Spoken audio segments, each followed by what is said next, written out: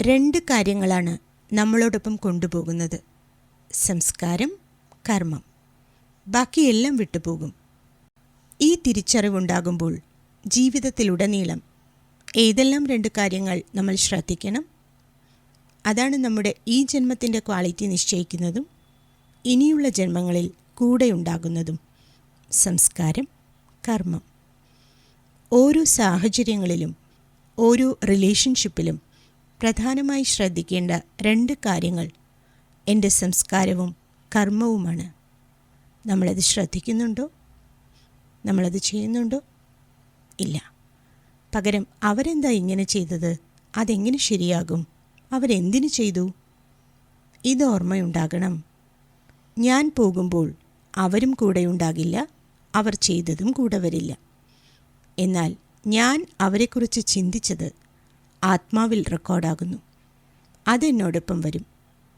നമ്മളിത് മനസ്സിലാക്കുമ്പോൾ നമ്മുടെ ജീവിതത്തിൻ്റെ ഗതിയിൽ മാറ്റമുണ്ടാകുന്നു. എന്താണ് പ്രയോറിറ്റി എന്നത് എനിക്ക് ക്ലാരിറ്റി ഉണ്ടാകുന്നു. ഞാൻ ആത്മാവ് ഈ ശരീരം ഉപേക്ഷിക്കുമ്പോൾ എൻ്റെ കർമ്മവും സംസ്കാരവും വഹിച്ചാണ് അമ്മയുടെ ഗർഭത്തിൽ പ്രവേശിക്കുന്നത്. കാരണം എനർജി ഒരിക്കലും നശിക്കുന്നില്ല.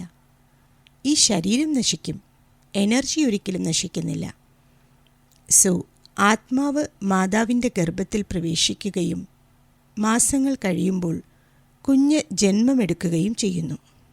കുഞ്ഞ് ജനിച്ച് ദിവസങ്ങൾക്കുള്ളിൽ ജാതകം തയ്യാറാക്കാറുണ്ട്. ആ കുഞ്ഞ് എന്തെങ്കിലും കർമ്മം ചെയ്തിട്ടുണ്ടോ? ചിലപ്പോൾ ആ കുഞ്ഞിന് പേര് പോലും നൽകിയിട്ടുണ്ടാവില്ല. കുഞ്ഞ് കർമ്മം ചെയ്തിട്ടേയില്ല, പക്ഷെ ജാതകം തയ്യാറാണ്. അതിലെന്തൊക്കെയുണ്ടാവും?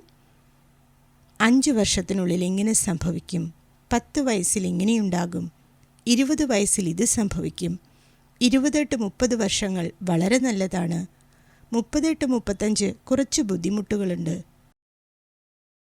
എല്ലാം ഓൾറെഡി എഴുതിയിരിക്കുന്നു. കുട്ടിക്ക് പേര് പോലും കിട്ടിയിട്ടില്ല.